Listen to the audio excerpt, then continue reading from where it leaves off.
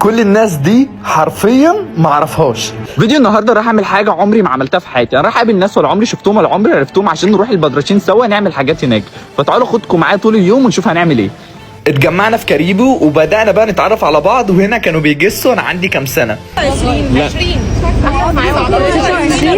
وبالمناسبة دي بقى فاللي هيعرف انا عندي كام سنة هاخده معايا في الفيديو الجاي. بدأنا بقى نقوم عشان نتحرك ومسكنا الطريق اللي بجد كان لذيذ جدا. اتحركنا من المعادي على هناك، وصلنا تقريبا في اقل من ساعة، وبدأنا بقى نشوف المناظر اللي بجد شكلهم قلب وش 180 درجة لما بدأت اشوف الزرع والمناظر اللي موجودة هناك. بجد يا بخت اللي عايش في البدرشين. بدأنا بقى نتجمع ونيجي واحد ورا واحد عشان ندخل في قلب المشتل، واول ما وصلنا كان الفخار مستنينا. ولو بتحب التجارب الجديدة فاعمل لي فولو عشان هتتبسط قوي. ودي بقى الفخارة اللي انا اخترت ان انا هرسم عليها، وكان جنبي فريدة. فتعالوا نشوف مين في اخر الفيديو عمل رسمة احسن.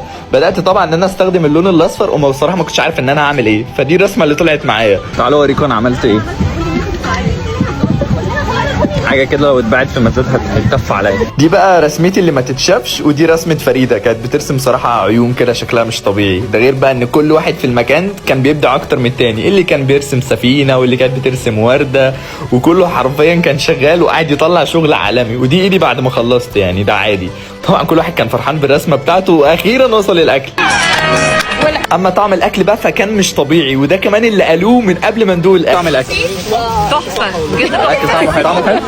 وبعد الاكل على طول بدانا بقى ان احنا نحط في الفخار الزرع اللي احنا عايزينها، وادم الصراحه ما كانش سايبنا خالص. ودلوقتي بقى فبدانا نتحرك عشان نركب المركب، ودي كانت اجمد حاجه في اليوم، لان احنا شفنا غروب من احلى الغروب اللي انت ممكن تشوفه في حياتك. غير بقى الغروب والمناظر الطبيعيه والجزر اللي في النيل، قد ايه الفايبس كانت مجنونه. تجربة اتعرفت فيها على ناس لذيذة جدا، واكيد لو رجع بيها الزمن هعملها. هسيب لكم في الكومنتس اسم الجروب اللي انا طلعت معاهم، وما تنسوش تحدوني في الفيديو الجاي عايزين نعمل ايه.